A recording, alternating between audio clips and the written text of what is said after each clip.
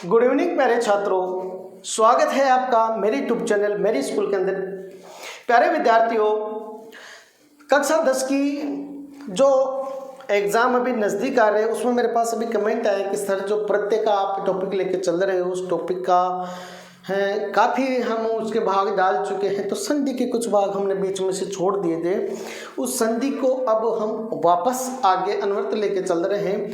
उसी कड़ी में हम अच् संधि जो पढ़ रहे थे उस अच् संधि का हमने 5 भाग देख लिए थे। आज मैं छठा भाग लेकर के उपस्थित हूँ, 7वां, और उसका जो 8 जो रूप होते हैं जो अच् संधि के वो तीनों के तीनों मैं 10 मिनट में इनको क्लियर करवा दूँगा।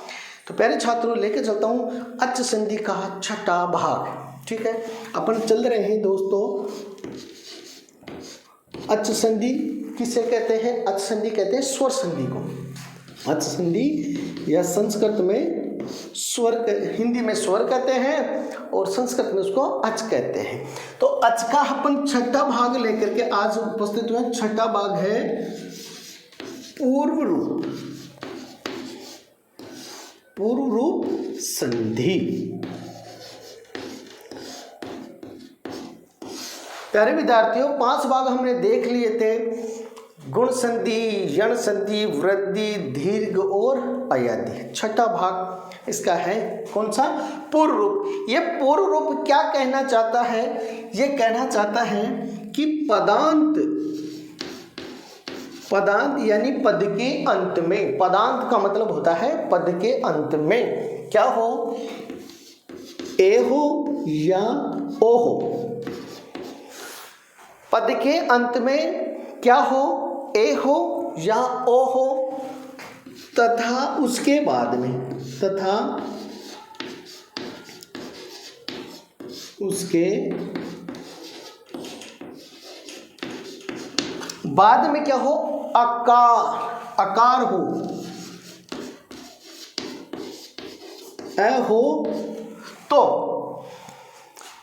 जो बाद वाला ए है वो अपने पूर्व रूप हो तो ए अपने पूर्व रूप इसम या अवग्र है, इसे अपन बोलते हैं अवग्र है, में बदल जाता है। में बदल जाता है। प्यारे छात्रों, अभी हम एग्जाम्पल के माध्यम से भी इसको पूर्णतः समझेंगे। प्यारे छात्रों, मैं कुछ एग्जाम्पल आपके सामने यहाँ लिखवा रहा हूँ। उस एग्जाम्पल से आपको 100% समझ में आ जाएगी। जैसे सपोज देख, मैंने लिखा कोअपी। क्या लिखा? कोअपी हरे अब ग्रामोऽपि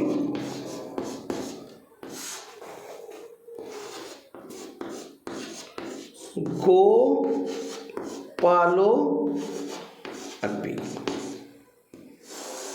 गोपालोऽपि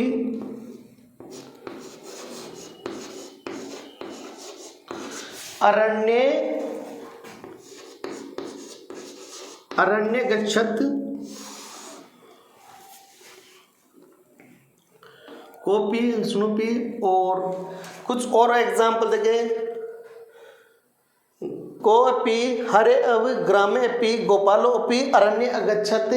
इस प्रकार के यदि और कोई एग्जाम्पल आपके जिसे दिमाग में आ रहे हैं तो आप अभी बता सकते हैं। प्यारे दोस्तों,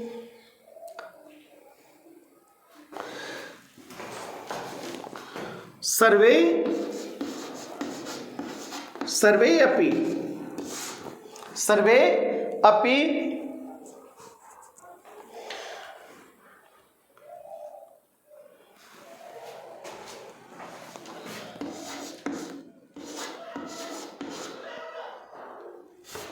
गुरो अपि। इस प्रकार से प्यारे छात्रों, मैंने कुछ शब्द यहाँ पर लिख दिए हैं। उन शब्दों के देखते हैं कि हम इस जो पूर्व रूप संधि है उस पूर्व रूप संधि को हम किस प्रकार से पहचान सकते हैं, किस प्रकार से हम इसकी संधि विच्छेद कर सकते हैं।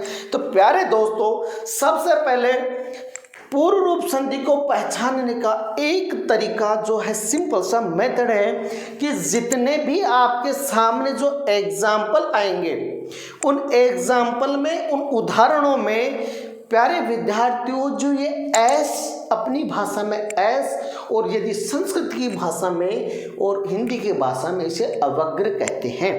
ये अवग्र यदि आपको कहीं भी किसी भी वाक्य में किसी भी शब्द में लिखा हुआ हो तो वो कौन सी संधि होती है? पूर्व रूप संधि होती है। प्यारे छात्रों, जैसे पूर्व रूप संधि में आपने ऊपर ऐसे थोड़ा एस सी आकार का एस दिख रहा होगा, तो ऐसा का ऐसा ही इसमें क्या लिखा हुआ है? एस है। ऐसे पहचानने का नियम बता रहा हूं प्यारे छात्रों कि इस पूर्व संधि के अंदर जो ये ऊपर से रे की ध्वनि या रे की मात्रा आ रही है, तो ऐसे ही ये रे इन शब्दों के अंदर आएंगे। आप अच्छी तरह से पहचान सकते हो कि ये कौन सी संधि है? पूर्व रूप संधि। ये क्या कहते हैं? देखिए, अब मैं इसकी सबसे पहले संधि विच्छेद करता हूँ। संधि विच्छेद करने का बिल्कुल सिंपल सा मैं आपको बताता हूँ कि जहाँ जहाँ पर ये एस है इसे ए बोलते हैं, अवग्र बोलते हैं। ये ए जहाँ भी आता है उस ए के पहले जहाँ पर ये एस है, फिर से सुनिए, ये जो एस आपको नजर आ रहा है या ए नजर आ रहा है, आप इसको जिस भाषा में आप समझते हो उस भाषा में जो आपको समझ में आ रहा है, उससे पहले का जितना भी शब्द है उसे हम एज इट इज, ऐसे की ऐसे ही लिख देते हैं। जैसे मैं को अपी का कर रहा हूं, तो को अपी में कैसे पहले इस एस से पहले क्या है? को है, तो मैंने यहां लिख दिया को। इससे पहले का ये है तो को लिख दिया। अब मुझे इसके बाद में धन लगा देना है, या अपन प्लस बोलते हैं, धन बोलते हैं, जो भी आप बोल सकते हो।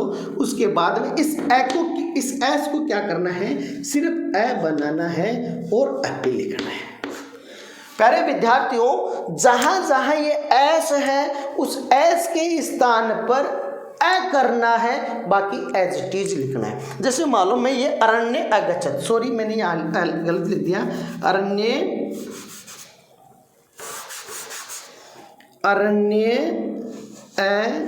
अगच्छत, मैं इसको लेता हूँ, अरण्य अगच्छत। इस एच से पहले क्या है? ये अरण्य है तो ऐसे कैसे लिख देंगे? अरण्य, ठीक है। इसके बाद में प्लस लगाकर अगच्छत। ये लो साहब, इसकी संधि विच्छेद हो गई।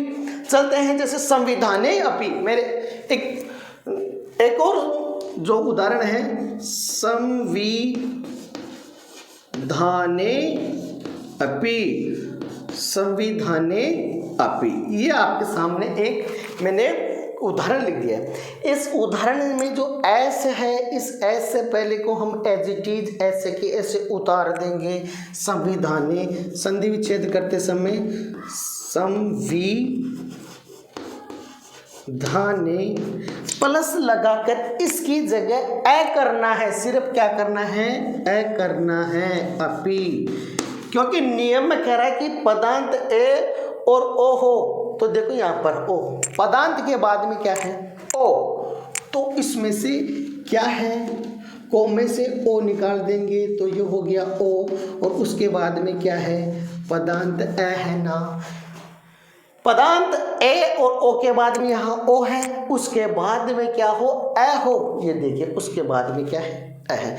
कोई सा भी आप उदाहरण ले सकते हैं, जैसे संविधाने, इसके बाद में क्या है? संविधाने में ये है ए, प्लस उसके बाद में क्या है?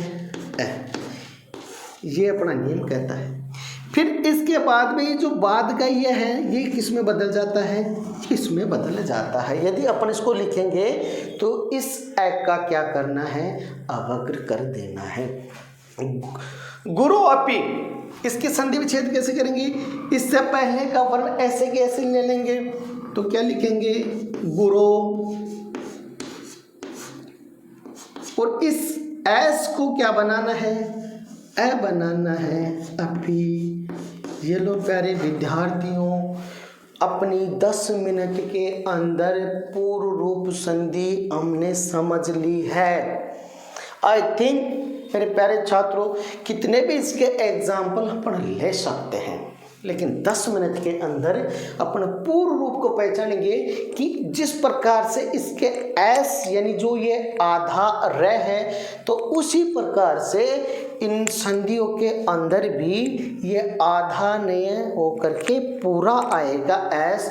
तो आप शब्द को समझ सकते हैं कि इसके ऊपर क्या है, ये एस, इधर भी देखिए ये आधा है, शब्द को देख के कर सकते हैं। जहाँ जहाँ भी यह अवक्र एस आता है उसके स्थान पर हमको क्या करना है प्यारे छात्रों, ए कर देना है। इस प्रकार से हमने कौन सी संधि पढ़ ली, पूर्व रूप संधि पढ़ ली। चलता हूँ दोस्तों नेक्स्ट संधि लेकर के, पररूप संधि। Good evening, tata, bye bye, like, subscribe, comment.